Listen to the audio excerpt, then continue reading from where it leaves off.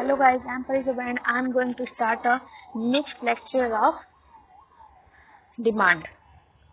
This topic is this is a phone topic. This is necessities.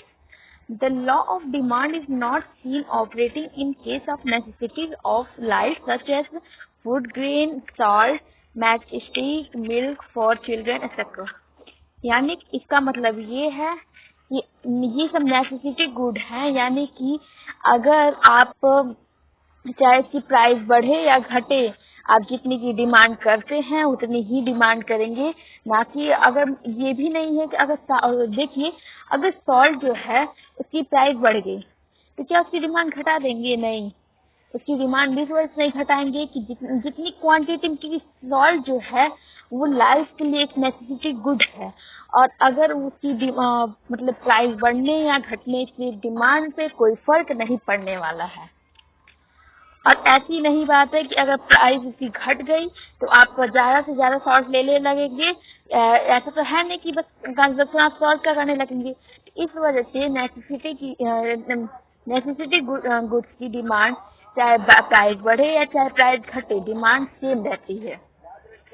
A minimum quantity of these goods has to be bought whether the prices are high or low। यानी कि minimum quantity of this goods has to bought, यानी कि minimum जितना हम लेते हैं उतना ही लेते हैं, चाहे उसकी प्राइस बढ़े या घटे।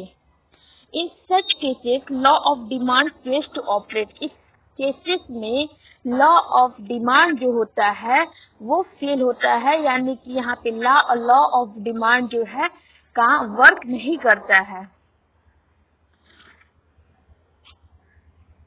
लॉ ऑफ डिमांड का मतलब कि ये लॉ ऑफ डिमांड होता है कि मतलब प्राइस के बढ़ने से डिमांड घट जाती है और प्राइस के घटने से डिमांड बढ़ जाती है। तो इस वजह से ये ऐसी सिचुएशन नहीं है कि इस केस में ये होता है कि प्राइस बढ़ने से या घटने से डिमांड सेम रहता है, यानी कि कांस्टेंट रहता है।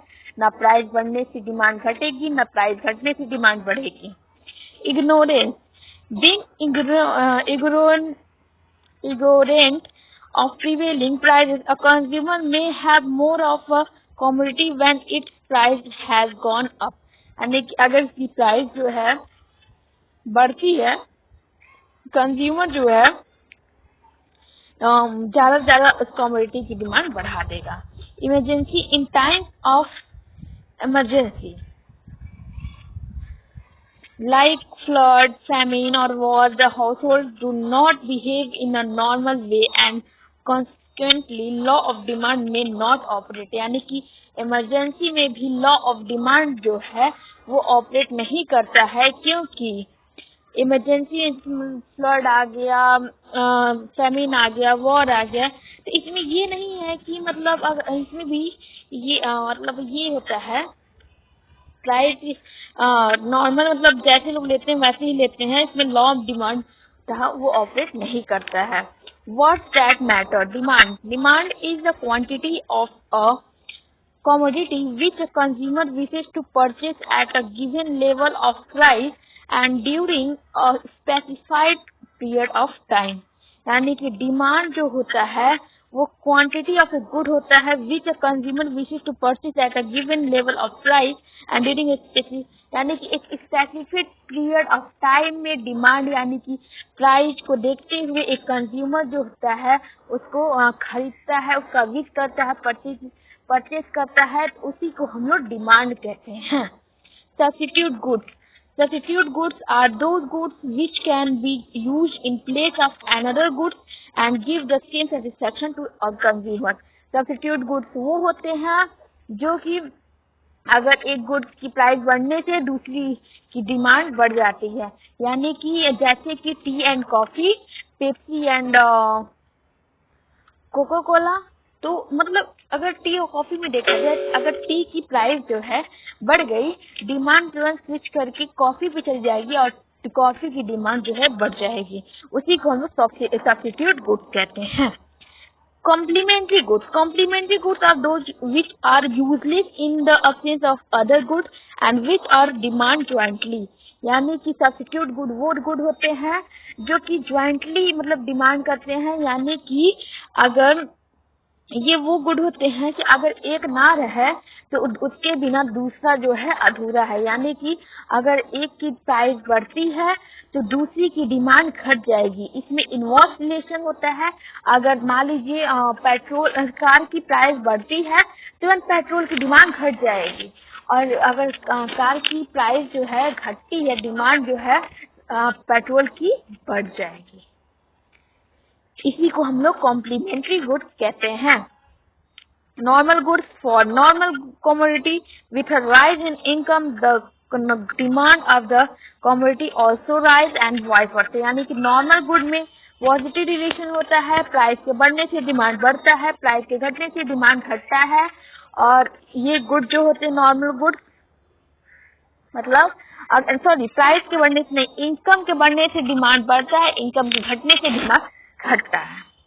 Inferior goods, for inferior goods with a rise in income, the demand of the commodity falls and vice versa। यानी कि inferior goods वो गुड होते हैं कि अगर इनकम राइज की डिमांड तुरंत घट जाएगा, यानी कि इसमें इनवर्स रिलेशन होता है। प्राइस के बढ़ने से इनकम के बढ़ने से डिमांड इसमें घट जाएगा, और इनकम के घटने से डिमांड तुरंत बढ़ जाएगा। Market demand. Market demand refers to the quantity of a commodity that all the consumers are willing and able to buy at a particular price during a given period of time। यानी कि market demand वो demand होता है कि जब बहुत सारे मतलब ग्रुप ऑफ बोल सकते हैं, ग्रुप ऑफ इंडिविजुअल, यानी कि group of consumer, group of consumer get मतलब अगर ग्रुप ऑफ कंज्यूमर है वो एबल है, यानी कि एबल है उस कमोडिटी को खरीदने के लिए, और उसको ऐड करके मार्केट डिमांड निकाला जाता है। यानी कि हर एक इंडिविजुअल का डिमांड लेके और उसको ऐड करके मार्केट डिमांड निकाला जाता है, उसी को हम लोग मार्केट डिमांड कहते हैं। Demand function, it shows the relationship between quantity demanded for a particular commodity and the factors that are influencing it। ये रिलेशनशिप बताता है quantity demand for a particular commodity and factors that are influencing it. Eight है cross price effect. आखिर की cross price यानी कि cross price effect मतलब ये होता है कि प्राइस से क्या इफेक्ट पड़ती है एक डिमांड के। When demand for one commodity is affected by the change in the price of another commodity, it is known as cross price effect। यानी अगर किसी भी कमोडिटी की प्राइस के बढ़ने या घटने से अगर डिमांड पे कोई इफेक्ट पड़ता है, उसी को हम लोग क्रॉस प्राइस इफेक्ट कहते हैं। Law of demand, it states that price of the commodity and quantity demanded are inversely related to each other when other factors remain constant। ceteris paribus, देखिए अदर थिंग्स रिमेन कांस्टेंट का मतलब होता है एक ceteris paribus होता है। मैं आपको इसी साइन बता रही हूँ कैसी होती है। One second।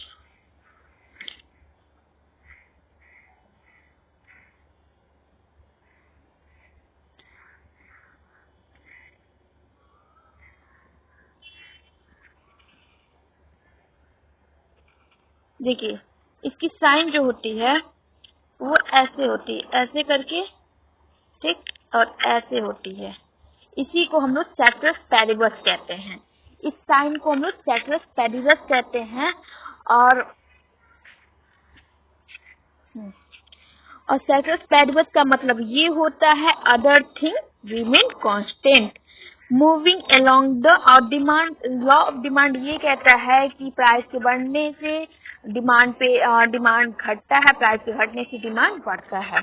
Movement along the demand curve, the change in quantity demanded due to the change in price of the commodity is known as movement along the demand curve. और movement along the demand curve ये मतलब होता है कि price के बढ़ने से या प्राइस के घटने से डिमांड मतलब किस तरफ मतलब जाता है।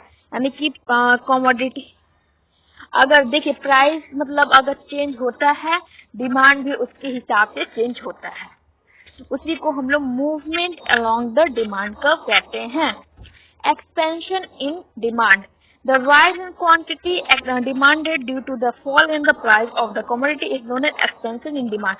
Expansion in demand मतलब ये होता है कि एक क्वांटिटी मतलब अगर प्राइस फॉल हुई तो क्वांटिटी डिमांडेड जो है ऑफ अ कमोडिटी वो राइज करेंगी। अगर प्राइस और the fall in quantity demanded due to the rise in price of the commodity is known as contraction in demand। और contraction of demand ये कहता है कि प्राइस के बढ़ने से डिमांड जो है वो घटती है, यानी कि इसका मतलब ये हुआ प्राइस के बढ़ने से डिमांड के घटने से यानी कि कॉन्ट्रैक्ट होती है, यानी कि डिमांड जो है कम होती है, जिससे कि एक कंज्यूमर जो है डिमांड कम करता है क्योंकि प्राइस बढ़ जाती है। Shift in demand. If demand changes due to the change in factors other than price, it is known as shift in demand। और shift in demand का मतलब ये होता है कि आखिर प्राइस के बढ़ने या घटने से यानी कि प्राइस के चेंज होने से डिमांड चेंज होता है, यानी कि प्राइस के बढ़ने या घटने से डिमांड जो है घटता या बढ़ता है, उसी को हम शिफ्ट इन डिमांड करते हैं, जिससे कर्व जो है बैकवर्ड या राइटवर्ड शिफ्ट होता है। Increase in demand. An increase in demand means that consumers now demand more at a given price of a commodity। और increase in demand का मतलब ये होता है कि एक कंज्यूमर जो है इंक्रीज करता है डिमांड तब जब उसकी प्राइस जो है फॉल करती है, और वो इंक्रीज करेगा तो यानी कि डिमांड जो है राइटवर्ड शिफ्ट करेगी, यानी कि कर्व जो है राइटवर्ड शिफ्ट करेगा। Decrease in demand. और decrease in demand means that consumers now demand less at a given price of a commodity. और इस डिक्रीज इन डिमांड का मतलब ये होता है एक कंज्यूमर जो है वो डिमांड जो है कम कर रहा है क्योंकि उसकी प्राइस जो है वो फॉल हो रही है, उसकी प्राइस जो है वो राइज कर रही है, इस वजह से वो डिमांड जो है मतलब कम कर रहा है। और इसमें जो इस केस में जो डिमांड कर्व रहेगा वो बैकवर्ड शिफ्ट होगा। 16 point income effect. Quantity demanded of a commodity changes due to change in purchasing power, real income, cost